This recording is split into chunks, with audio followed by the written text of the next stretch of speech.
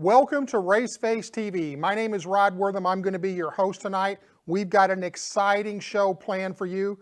First of all, we're going to go and we're going to pick up segment 2 of our interview with SCCA racer Robin Bonanno. Then when we're done with that, we're going to go out west to Bakersfield, California and be joined by late model racer and K&N racer Buddy Shepard. But first, let's get to our Raceface driver update. It was a wild weekend covering all across the United States, but let's get started in the Midwest with Raceface driver Sheldon Creed. He was back in the dirt at the ARCA General Tire Grabber 100 at the DuQuoin State Fairground. Sheldon qualified P6, but at the drop of the green flag quickly marched into the lead and took the lead on lap 20. He then led for the next 50 laps and ended up bringing home a second place finish. Sheldon is back in action on September 14th at Chicagoland Speedway for the ARCA Scott 150 in the MDM number 28 United Rentals Toyota, where the showstopper will be looking to bring home his first ARCA win of the season. Now let's head out east with Raceface driver Sam Mayer, who competed Saturday night at the legendary Hickory Motor Speedway in the Bobby Isaac Memorial 150. The race attracted some of the top late model racers in the country. Sam qualified 13th in the number 41 Menards Hawk McCall late model and brought home a top 10, finishing 9th. Great job, Sam.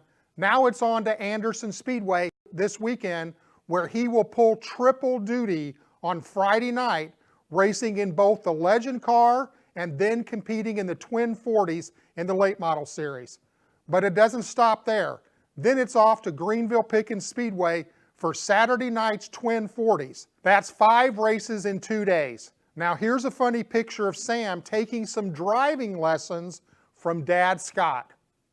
I think the message is P1 on the road as well. Let's do a quick shout out to Raceface TV guest Anthony Alfredo, who also competed in the 41st annual Bobby Isaac Memorial 150 on Saturday night in his number 8 Junior Motorsports late model and finished a strong second to Junior Motorsports teammate Josh Berry. Now let's go cross country to the West Coast, where Raceface driver Ryan Vargas was at the Irwindale Event Center in front of a packed house billed as the Night of Destruction, headlined by the NASCAR Late Model Series race.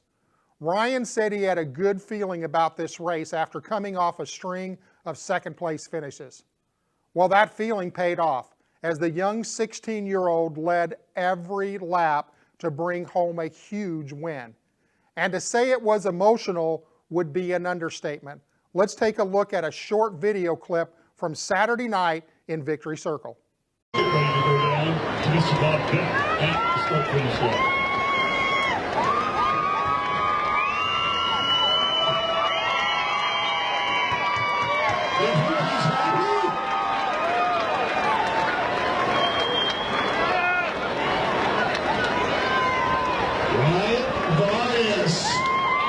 Now, we talked to him during the autograph session.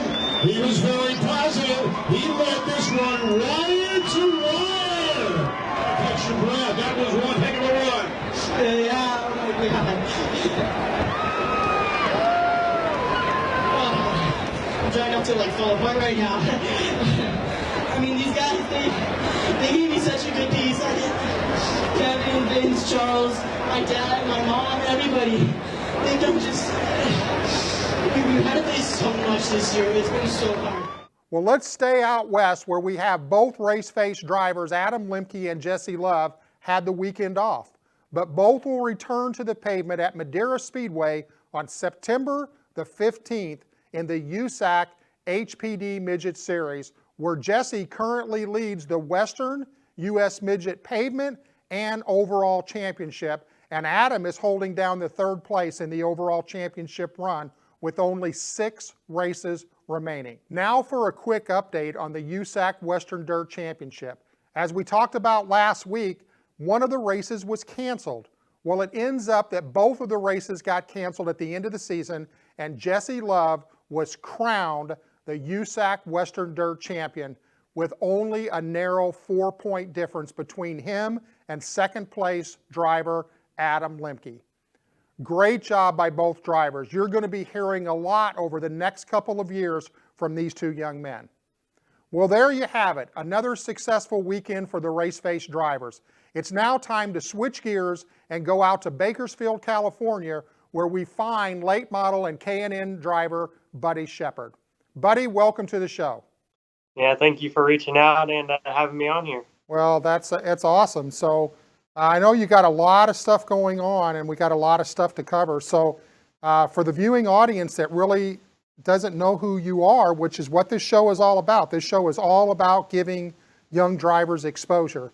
So let's give us a quick snapshot of your racing career. I understand that you got started at the age of 4. Is that correct? Yes, sir. I got started on the age of 4 on quads and dirt bikes for 2 years. Then we went dirt racing in like micro sprint cars out here on the West Coast until I was about 10 or 11. Then we went legend car racing and late model racing after that. So it's been a really fun time being able to pilot some of these really fast race cars. So at the age of 4, let's go back a little bit. What gave you, I'm going to say this, and all of you motorcycle riders out there, don't dislike me for this, but what gave you the smarts to get off of those 2 wheels and get onto 4 wheels? My parents gave me the smarts. They didn't like how far I was flying and how fast I was going. So I was really good on them. And then once I went and got in a full car, it was almost like, what were we doing thinking, putting me in one of these things? It was definitely a really interesting learning curve for me, having to actually steer a wheel instead of some handlebars. So it was really interesting. Well, I think that was a great move. So you got to racing in the year, 2006, I think it was, 45 podium finishes? Yep. And that was in the micro sprints. Yeah, that was our first year in them. Mm-hmm. That's pretty impressive. I mean, 45 podium finishes out of how many races? I'm not actually 100% sure how many there were, but there was quite a few of them. We traveled quite a bit just to get more seat time in me and learn different tracks and how to adapt quickly to different tracks, which really helps me a lot now when I go in my big super late models and late models going to different tracks that are new to me. Like I can pick them up a lot faster than, say, if I just ran one track when I was a little kid. So all of you young drivers out there, listen to what he just said. He learned things at the ages of 4, 5, 6, and 7 years old that he's still carrying with him today. And that's really important. And it is important to be able to adapt to the different tracks, because I don't care where you go, a half-mile track is not a half-mile track. All of them are different. Yeah, for sure. I mean, like we go to like Kern County Raceway, that's around a half, probably a little bit bigger on the racing line. But and then we go places like short tracks like Madera that are just really hard on the brakes, get the car to turn, really get going in the corner. And at Kern, it's a whole different ball game. Like I lay off the brakes quite a bit there and focus on getting the car rolling really fast to the center of the corner so I can get better drive off. I mean, just the aspects of the different driving abilities you need to go to these different racetracks is just tremendous nowadays, the way that I look at it. Right, so let me ask you a question.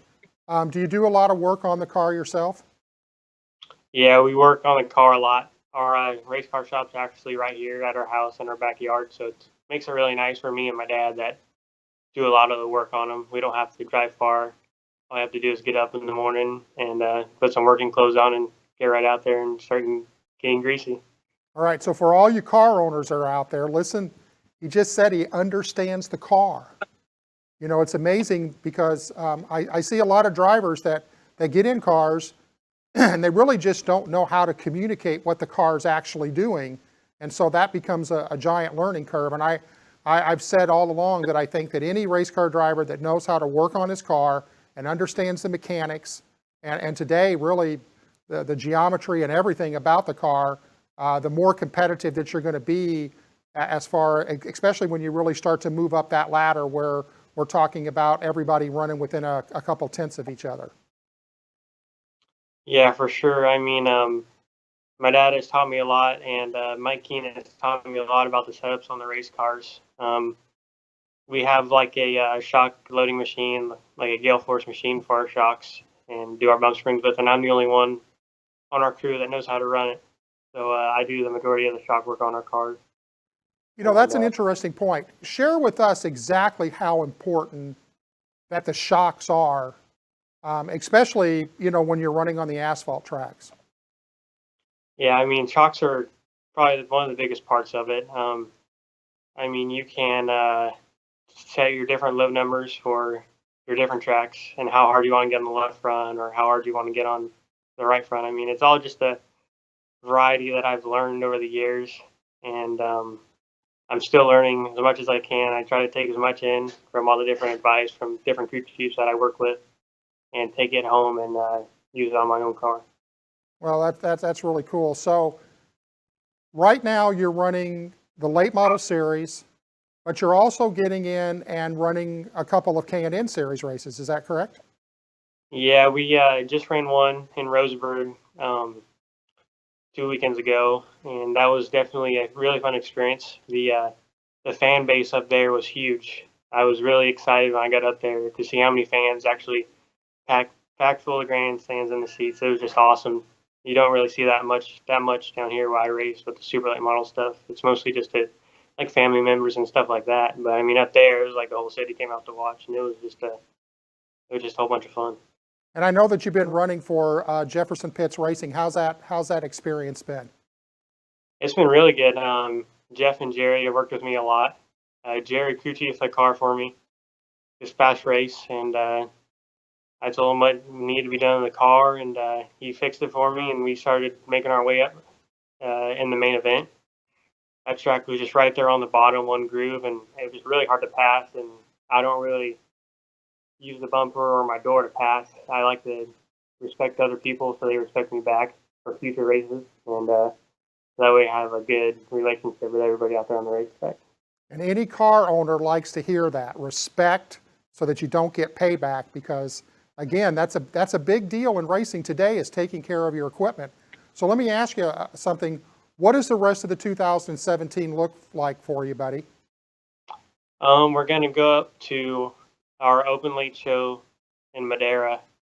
2 more races up there for the championship, so hopefully we can pull one off up there. We missed one race up there to go run the K&N race, which I thought as a driver to get offered a K&N ride and go up there and do that was much more, would hopefully be more rewarding for me than going up there and racing a late model race. So we decided to take that one off. And but now we got 2 more. We're 3 points behind out of the lead, so we're going to try to go. We're going to give it our best and go for it. Well, I think that was a very, very intelligent move on your part. Anytime that you can go up in the series and get that experience, there's nothing more important than seat time and experience. And again, you know, being out there with Jefferson Pitts Racing, you're in good quality equipment with good people. So I give you a thumbs up on that decision. So, and you know what? When you win the late model series, it'd be cool to say, yeah, and I skipped a race. Yeah, that'd be really awesome. But it's going to take a whole bunch of hard work to get up there in that top spot again. So let me ask you something. If you had a crystal ball in front of you, where do you see yourself in the next year? What is your goals? And then in the next 2 to 3 years, where do you see yourself as far as your racing career is concerned? I'd really like to run full time in the K&N West next year or East. And then after that, it's like ARCA or NASCAR Camping Wheel Trucks series. It's right there. It's just the funding behind all that stuff. It's just not there for me. It just seems like I've been really fortunate to what I have right now. My mom and my dad, they've been giving me a whole bunch of good shots at really good races and really good cars, and I can't thank them enough for all they've done for me over the years. So there you got it. If you're a sponsor out there looking for a very talented, very marketable young driver to attach to, you're looking at him right now. I think that there's no doubt that he can get a great ride. I know that there's some rides available out there, so I think that the K&N series for you in 2018 would be a great move. So do you want to give a shout out currently to any of your sponsors? Yeah, I definitely like to thank my mom and my dad a lot, and Finish Masters, um, Exalta's, H&S Body Works, Advanced Distribution, Crystal Pools, and all the fans out there, especially for sticking behind me and cheering me on out there at the racetrack. It's just awesome. Well, that's a big thing too, and we're going to be showing your Facebook page. So we want people to go to his Facebook page and like that because, you know, in today's world of motorsports, a big fan following is a big step forward into securing a sponsorship. So everybody that's watching the show today, just go out, make sure that you like Buddy's Facebook page. Now, Buddy, we only got just a couple minutes left, so share with us, what does Buddy do when you're not racing? What are your hobbies?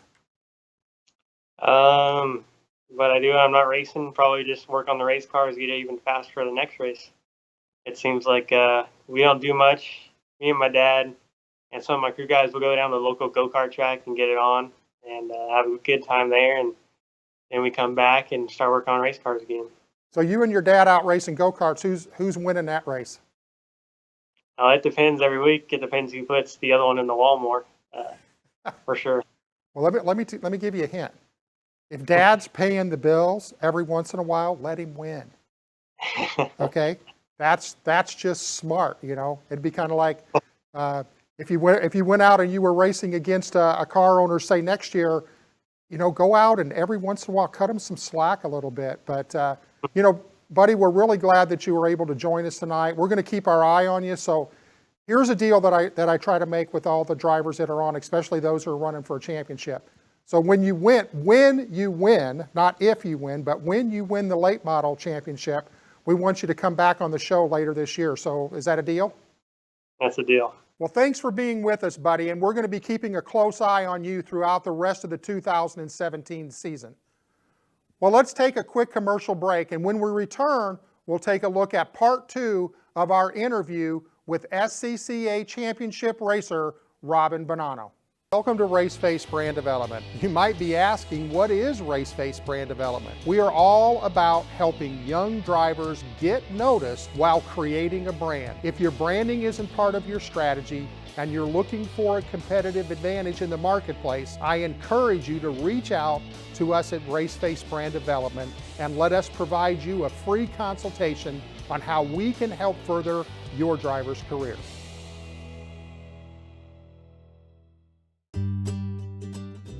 Ever need a doctor after hours? Well, searching won't help. But what do? You could go to the urgent care or ER, but if only there was a better way. Introducing the MNO Plus card. No waiting rooms, no copay, no consultation fee, giving you 24/7 access to a doctor by phone or online. It's easy to get started with affordable plans starting at $15 a month for a family of 5. For more information, visit mnoplus.com today.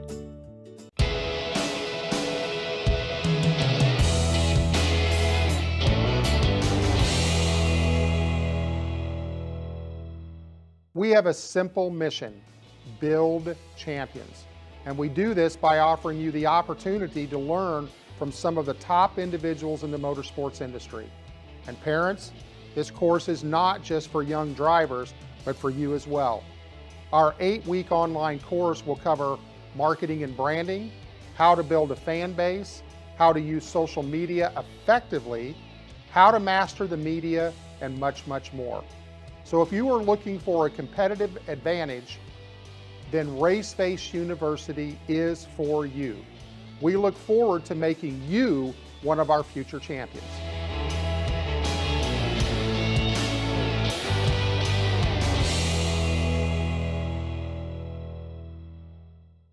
A couple of weeks ago, Robin Bonanno stopped in the studio and we had a chance to sit down with her and talk racing, but also about her passion for breast cancer awareness. Let's take a look at part 2 of that interview. One of the things too that I've noticed about, kind of studying up on you a little bit, is that you have this amazing passion to be able to help people. And I think that we saw that maybe in the fact that you have done some driver instruction, Yes. a ski instructor. I mean, so there's that part of Robin that says, I'm a teacher deep inside, and you seem to have a very big passion for that. I do. It's not just with racing, like you said, it's with skiing, it's with IT. I love to help people. I love to make people feel better and achieve their goals as well. I do enjoy teaching the racing because I can be in the car and actually feel the progression as it's happening. So I do enjoy that. And I would love to see young adults come up through the system with energy and passion. Well, and then let me just ask you another question. Is that teaching side of you also kind of what's made you so passionate about particular charities that you're not necessarily racing as much to maybe raise money, but to increase awareness about those charities? And I know one of those that are very dear to you is breast cancer. Yes, the breast cancer, I had breast cancer 2 years ago, so I'm a 2-year survivor this October. And I just want people to understand that there's life through cancer and life after cancer. I want to help them get through that time period because it is a very difficult time for any cancer. When you find out you have cancer, it's life-changing. Your whole attitude, nothing is important anymore except, will I live? Will I live? So I think it's important to be there as a support team for people, to show them how to get through it, what steps they should take to deal with it and cope with it. And then life after cancer can be great. Right. And now I think the competitive side of you came out when you realized that you did have breast cancer and that you were going to have surgery. Yes. But at that point in time, there was a race that was coming up. And so I find that story very interesting, and I'd hope that you would share that with our viewers, because let me tell you something. What you're about to hear is about the most amazing story on 2 counts, not only from her count, but also from Dr. Cox, who saw this passion and a desire in you that he adjusted his schedule. So tell us about that, because I think it's an amazing story. I will tell you this story. So I found out I had cancer. This all happened very quick. I found out in October that I had cancer. And I was running for championship points. And the race was Thanksgiving, the turkey trot. And I went in and saw Dr. Cox, and they said, what's the recovery time? I didn't even ask him how bad my cancer was, or whether I was going to live, am I going to die? I was just like, how long is the recovery time if I don't have to have like a mastectomy? Just tell me what's involved. He said 4 weeks. I said, 4 weeks from today? He said, yes. I looked at my calendar. I said, you have to do the surgery tomorrow morning. He's like, I can't. He said, tomorrow morning? Nobody does the surgery the next day. He said, no, I'm going away on vacation tomorrow for a week. He said, my wife and I were ready to go. And I just looked at him. I was like, no, you have to do my surgery tomorrow morning. So he couldn't do it. He did make a lot of phone calls. He was trying to get me some help. Because one of the things that he does is he invents tools that are made to make it less invasive. And he wanted to use this chip, which they use a little Geiger counter to find out where the cancer is at surgery so they can pinpoint the surgery. Anyway, he didn't have time to do any of that. So I went home and he called me and he said, go down tonight and get the chip, and I will see you at 6 a.m. tomorrow morning. I will do the surgery before I go on vacation. He said, my wife is going to kill me, but he said, this is more important. You have a race to go to in 4 weeks. So had the surgery, recovered, off to the races. That's an amazing. It was beautiful. That's an amazing story. So the question is, how did you do in the race? Oh, we won that race. We won it. Won that championship. That was one of the championships that we won. So it was important. We raced with a broken leg. I went skiing in Colorado, broke my leg. I told them, you can't even cast it. I said, I'll just stay off of it. I have to race. 3 guys picked me up, got me in the car, strapped in, and we went racing. So it's a passion. It's a passion. You make it work. You just make it happen. Life goes on after that. Right. Well, I think there's a real message out there for anyone that is going through any types of illness, whether it be cancer, breast cancer, or anything else, that you can overcome. You can. You know, if you have a very, very positive attitude about things. I'll have to share with you, Robin, I think that's one of the most amazing stories that I've ever heard. Oh, thank you. to have that type of surgery, to expedite things, to make it happen, that then to get into a race car and to win and secure the championship. I mean, I would think there's almost like a movie there maybe about that. Now, one of the other things too that I know that you mentioned that you were a part of, and that was working with the Petties. Yes. So there's got to be, I know that if you were around Kyle at all, there has to be some funny stories, if not multitudes of funny stories and experiences, because he's a big jokester, actually. He is. But you know, the one thing, listening to you talk and being around Kyle a little bit myself, that passion, that true passion to be able to help people. And I'm sure a lot of the viewers know about the NASCAR Victory Junction camp. That was Adam's vision as a young teenager, for the Petties to be able to do more than just race, but to be able to use their racing platform to be able to give back and to be able to help these kids. And that's kind of what I see in you, because I know that you're involved and have been involved with some charitable things for children to heighten that awareness. So do you ever feel like that maybe you and Kyle kind of looked at each other and thought maybe we're brothers and sisters that we didn't even know deep down in our souls? Because I see that parallel. I felt that way, and I was a little disappointed that we didn't continue a relationship after the event. It was a driving competition, and actually our interview was a competition. It was the media part of the competition, which I won because I didn't know that Petty blue was a color. So I was saying pretty blue, and we bantered back and forth, and I was like, you can't have your own paint. Like, that is so cool. I want my own paint. I think we need Bonanno pink. So we did have a good time, and we got along well, but my passion is now to race, to raise money for charity.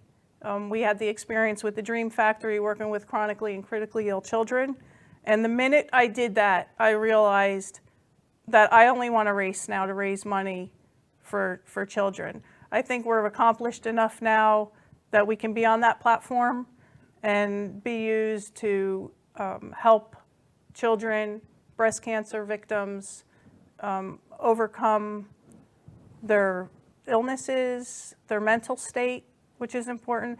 Doesn't mean we don't have bad days, but it sure helps when you have somebody helping you reach those, your goals, or get over these hurdles and battles that people suffer with daily.